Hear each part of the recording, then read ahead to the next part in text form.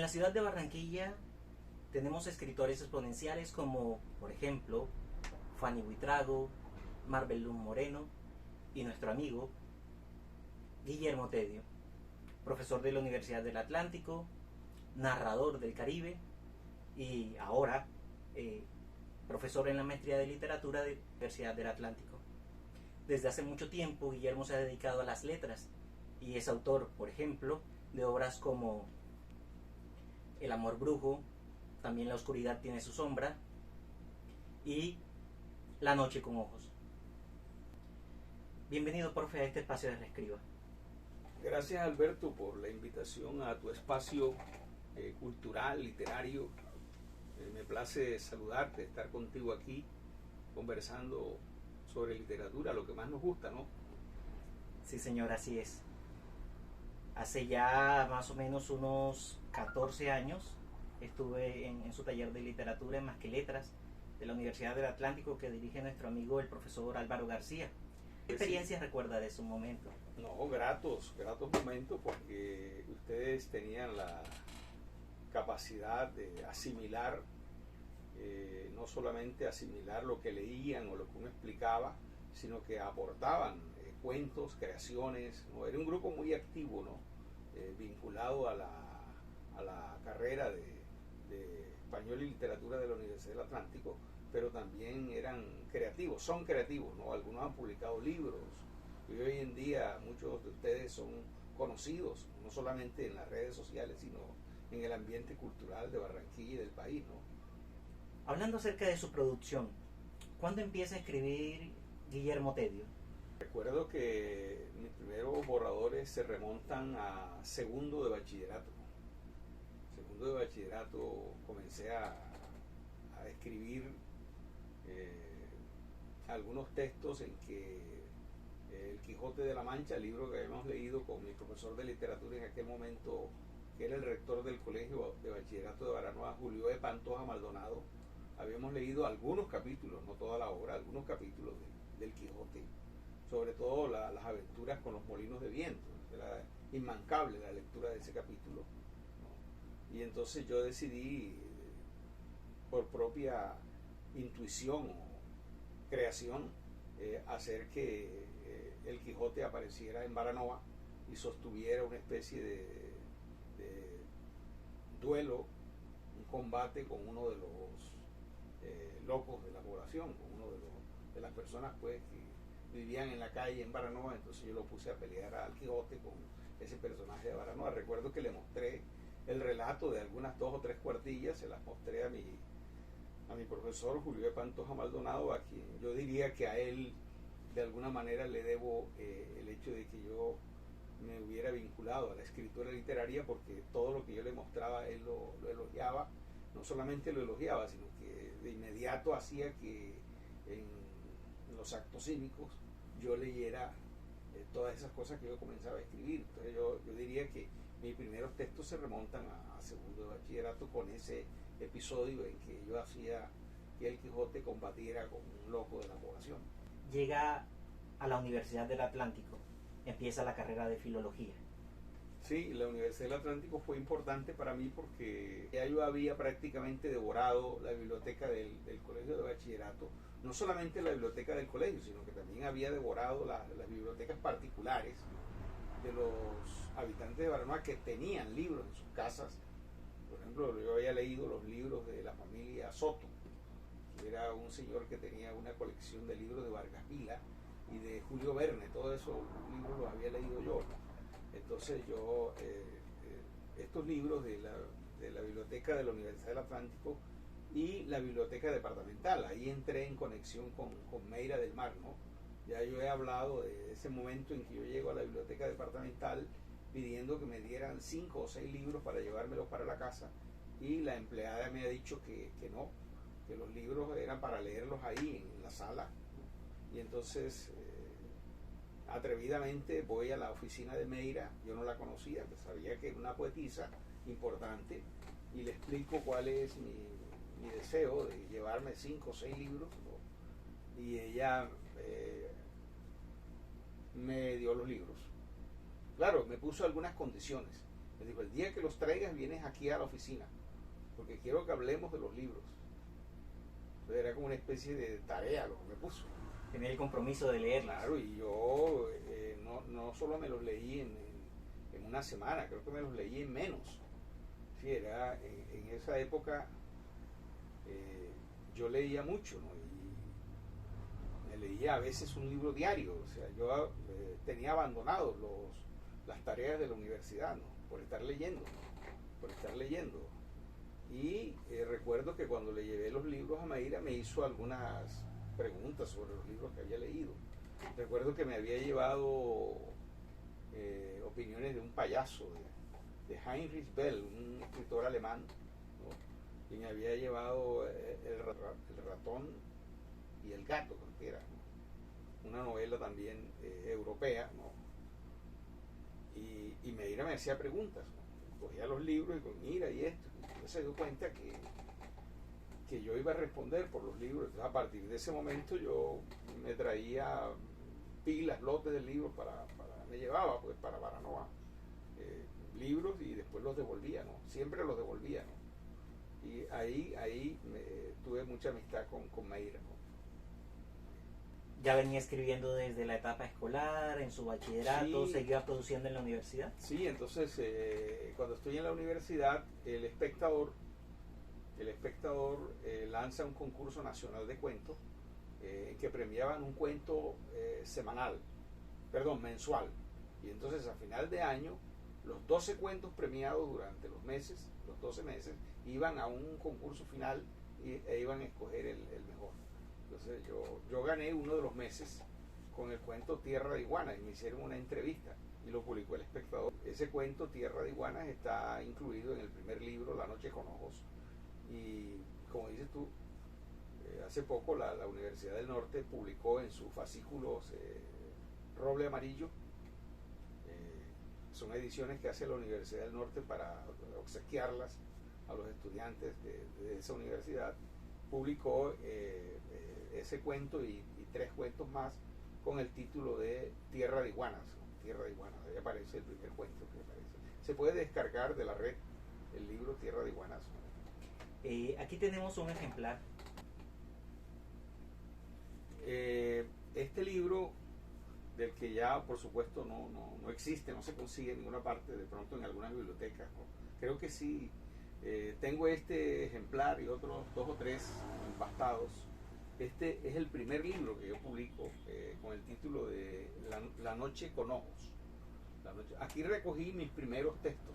Son 20 pequeños relatos, 20 pequeños relatos que por supuesto son relatos con influencia de los escritores del boom que yo leí en ese momento. Entonces encuentro unos textos que son como muy rulfianos o que son muy garcemarquianos o que son muy vargallosianos. En esa época Vargas Llosa estaba de moda, ahora ha perdido pues un poco, a pesar del Nobel, ha perdido un poco de aceptación, tal vez por su ritmo ideológico, ¿no? Pero en ese momento Vargas Llosa era muy leído, sobre todo sus cuentos de los jefes y su novela La ciudad de los perros, ¿no? Entonces publico este libro en donde es más grande el nombre, ¿no? La Universidad del Norte, entonces, decimos, hizo una compilación de algunos de sus cuentos y los publicó en este folleto. Correcto. Dedicado a su obra. Sí, el profesor Orlando Araujo hizo la selección y hace la introducción de ese pequeño libro, en donde recogen 4 cuentos que responderían a 4 etapas en las que yo he estado. Sí, Tierra de Iguanas, que corresponde a esta primera etapa, ¿no? Y ahí más o menos el lector puede encontrarse con 4 ritmos, 4 pasos que yo he tenido en la literatura hasta llegar, digamos, en la que estoy ahora, ¿no? Luego viene También la oscuridad tiene su sombra. Sí, luego viene También la oscuridad tiene su sombra, que este libro del que tampoco se consigue, ¿no? Son 10 cuentos en los que yo estaba en ese momento obsesionado por el fantástico. Tal vez un poco cortasariano el libro, ¿no? Por ese neofantástico que manejo. O sea, dentro de la cotidianidad aparecen ciertos elementos absurdos, ¿no? Que la irrumpen. Exacto, como el personaje que alguna vez hacía parte de un grupo escénico y alguna vez compra una serie de máscaras, ¿no? Y a partir de ese momento eran unas máscaras de alguna manera mágicas, porque una vez que se ponía una máscara, por ejemplo, si necesitaba el personaje ir a dar un pésame, se ponía la máscara de tristeza, ¿no? Pero era una máscara que se acoplaba perfectamente a su cara. Si una vez que se ponía la máscara era como si fuera su cara, y una tristeza que no se le podía borrar, ¿no? El día que iba de conquistador de Don Juan, ese día se ponía la máscara de Don Juan. O sea, las máscaras se acoplaban de tal manera que, ¿no? Hasta que el final es terrible, ¿no? Cuando se coloca la máscara de impostor, ¿no? Este aspecto quiero resaltarlo, profe, porque su etapa de su vida en la ciudad le ayudó a tener un concepto bastante marcado sobre Barranquilla. Y esa se ve muy reflejada en la obra que nos atañe, de la cual hablamos en el video anterior, la obra El amor brujo, o la historia de la guitarra y el piojo. ¿Ese concepto de ciudad ha cambiado? Sí, ha cambiado, sobre todo en los 2 últimos años, con la presencia de esta epidemia, de esta pandemia, ¿no? Sobre todo, ¿no? Yo creo que eso ha sido fundamental, pero ya antes había cambiado, ¿no? La ciudad es agresiva con sus habitantes de la calle, ¿no? Que tiene que ver con el piojo que es un habitante de la calle, ¿no? ¿Sí? Ahora comienza a haber uno que hay como preocupación por el verde, por el agua, ¿no? Comienzan a haber preocupaciones, pero yo no sé, yo veo preocupaciones como de tipo turístico, ¿no? ¿Verdad? Alguien se preguntaba que hasta dónde es importante lo que están haciendo en el río Magdalena, todo ese cemento, todo ese pavimento que se está montando allí.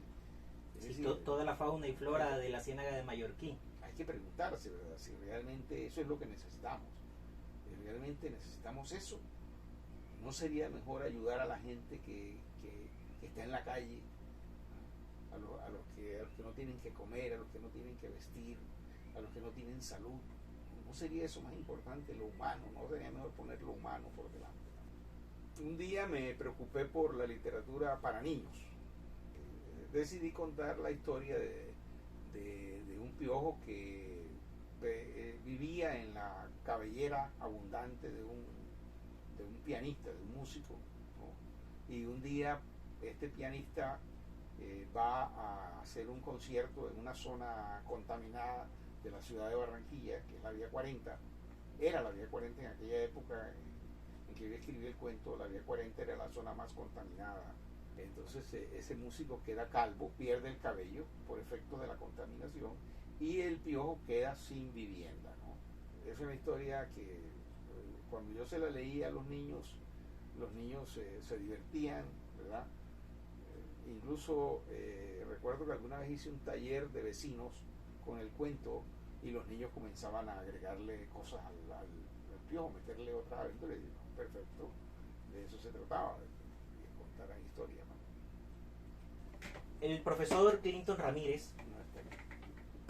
que nos venía acompañando desde la maestría de literatura en la Universidad del Atlántico y que ha venido haciendo un trabajo extraordinario allí en la Universidad del Magdalena, o con la Universidad del Magdalena, junto a un grupo de amigos ha venido editando la versión de Cuentos Felinos, la versión número 1. Sí, un grupo de amigos, inicialmente éramos Adolfo Ariza, José Luis Garcés, bueno, Adolfo Ariza del Magdalena, pero que vive acá en Barranquilla, poeta, estoy hablando de Adolfo Ariza, ¿no? Poeta, novelista, cuentista, incluso ganó el premio Juan Rulfo, ¿no? De Francia. El escritor José Luis Garcés González de Montería, el escritor de Cartagena Raimundo Gómez Cáceres, Clinton Ramírez y yo decidimos hacer la primera edición de Cuentos Felinos, ¿no? Incluyendo dos cuentos cada uno. Yo incluí uno solo porque es un cuento largo, ¿no? Es el más largo, entre otras cosas. A partir de esta primera edición decidimos seguir sacando los cuentos felinos y ya llevamos 4, ¿no? Ya llevamos cuatro, no antologías, vamos a decir 4 colectivos, ¿no? ¿Verdad? 4 colectivos llevamos, ¿no? La última, es el último. Sí, exactamente. La última es el que salió ahora, hace poco. Tiene apenas como 2 o 3 meses de haber salido. Cuentos Felinos 4. Cuentos Felinos 4. Este es el cuarto. Vamos a ver qué pasará con el quinto. Con el quinto. En este yo incluí un cuento, o sea, lo último que he escrito es eso. Un cuento que se titula La escritura del dragón. Que me divertí mucho escribiendo la escritura del dragón, porque hay un manejo allí del plano de la ficción y el plano de la realidad. Hay una especie de lo que llamamos cinta de Moebius, ¿no? Que la realidad hace tránsito hacia la ficción y la ficción hace tránsito hacia la realidad, como lo han hecho muchos escritores, empezando por un Cortázar o un Borges, el mismo García Márquez, ¿verdad? También ha manejado esa estructura de hacer que los dos mundos convivan en un mismo universo, el universo de la obra. Ese es el cuento que yo escribí, ¿no? De la escritura del dragón. Una de las facetas del escritor Guillermo Tell, no menos conocida, es la de crítico literario. Desde el año aproximadamente 2003, Sí. Usted me corregirá, tenía en línea la revista La Casa de Asterión. Sí. Háblenos de La Casa de Asterión y ese primer ejercicio como compilador en el ejercicio de crítica literaria. Sí, decidí hacer esa revista en La Casa de Asterión, un título de un cuento de Borges, ¿no? La Casa de Asterión. Esa revista salía cada 3 meses. Salió durante 10 años, o sea, salieron 40 ejemplares, porque eran 4 números al año, ¿no? Entonces salieron 40 números. Y hay un momento en que yo creo que pensé que ya esa etapa estaba ya vivida, ¿no? Porque en internet comenzaron a aparecer los blogs y todo el mundo yo consideró que su blog era ya una revista. Entonces ya todo el mundo comenzó a autopublicarse. Entonces la revista realmente de alguna manera perdió un poco el sentido, aunque mucha gente me ha dicho que porque no las retomo, que las retome, que quieren que aparezca, pero francamente ya no tengo tiempo ni ganas de hacerlo, ¿no? Porque Desde Reescriba, porque el tiempo se va cortando y uno se va quedando como con lo fundamental, ¿no? En este caso lo fundamental para mí es la escritura de cuentos, no dirigir revistas, ¿no? La escritura de cuentos. Bueno, y entonces, pero la crítica literaria siempre ha sido una de mis preocupaciones, ¿no? El año pasado, que fue declarado el año Manuel Zapata Olivella, ¿verdad? El profesor Darío Henao, es el que dirige el doctorado de la Universidad de Cali, ¿no? Universidad de Cali. Es un amante apasionado de la obra de Manuel Zapata Olivella y decidió publicar toda la obra de Zapata. Sí, la publicó completa, no solamente en papel, sino digitalmente. Y toda la obra de Zapata en estos momentos puede ser bajada por cualquier persona. Y la tiene, todas las novelas, los ensayos están allí para todo el que desee leerla, ¿no? Entonces él me pidió que le prologara uno de los libros de Zapata, ¿no? El libro de cuentos de muerte y libertad. Yo prologué el libro sobre el que hablamos en uno de tus episodios. Si usted desea ver ese video, puede encontrarlo, el enlace que se encuentra en la descripción.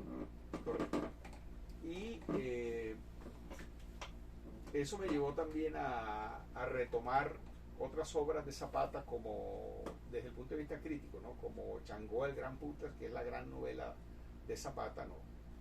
Y terminé escribiendo un largo ensayo sobre la novela Chambacú Corral de Negros. El ensayo se titula Chambacú Corral de Negros o la rebelión de la isla Caribe degradada, ¿verdad? Porque es una novela que escribe Manuel Zapata Olivella sobre el barrio Chambacú, un barrio de Cartagena, hoy en día desapareció. Es decir, los habitantes afrodescendientes que vivían allí fueron sacados de allí e instalados en sitios alejados de la ciudad, ¿no? precisamente el hecho de que Zapato Olivella le haya puesto a su novela Chambacú Corral de Negros está planteando, ¿verdad?, allí la idea de corral, de que la burguesía cartagenera consideraba a esos negros que vivían allí como animales, ¿no? Porque corral, la idea de corral, es una novela que denuncia, ¿verdad?, la situación que vivían los negros, ¿no?, en Cartagena, en ese momento, en ese barrio llamado Chambacú, que era en aquel momento una isla. Es decir, era un barrio rodeado de agua, por un lado los caños, por el otro lado el mar, por otro lado las murallas de la ciudad. O sea, realmente era una isla, ¿no?, que se conectaba con un viejo puente de madera, que a veces la gente se caía al agua porque la madera estaba podrida, ¿no?, en aquella época, ¿no? ¿Cuál es la época? La época en que el gobierno colombiano estaba haciendo lo que se llamó el Batallón Colombia, o sea, los jóvenes colombianos que fueron llevados a combatir una guerra ajena, como era la guerra de Corea, ¿verdad? O sea, los muchachos eran recogidos aquí y llevados a los Estados Unidos en el barco Gloria, ¿no? Y de Estados Unidos partían hacia Corea, pues, a combatir en una guerra ajena, ¿no? ¿Verdad? Seguramente muchos colombianos conocieron y hablaron con compañeros, con hermanos que fueron a esta guerra de Corea, ¿no? Agradecemos a la audiencia de Reescriba el dedicar este espacio a la conversación con el profesor Guillermo. Algunos de ustedes han auspiciado esta conversación y estamos agradecidos por esos aportes económicos para el taller de literatura. Profesor Guillermo, ¿algún mensaje para los jóvenes que están en este proceso de escritura con el taller literario que dirigimos? Sí, yo creo que lo principal es que se dediquen a leer buenos libros, ¿no? Yo creo que con la asesoría tuya basta, ¿no? Está garantizado que van a leer cosas muy buenas, ¿no? He tenido buenos maestros. Exacto. Entonces, leer buenos textos y comentarlos. Y hacer minimalismo, o sea, coger un pequeño texto, un cuento, y dedicarse a ese texto, es como uno aprende. No abarcar cosas muy voluminosas, ¿no?, sino un texto, un pequeño cuento, ¿no?, y leerlo y comentarlo, ¿verdad?, analizarlo, ¿no?, descomponerlo, ¿no? Yo creo que ese es el consejo, ¿no?, la lectura de pequeños textos sobre los cuales se trabaje y se descubra realmente cómo fue que lo construyó el autor, ¿no?, ese texto. Sí. Hablando un poco de la cocina de la escritura, como decía Daniel Casani. Gracias por acompañarnos, nos vemos en el próximo episodio. Adiós. Para saber más de literatura, te invito a ver estos videos.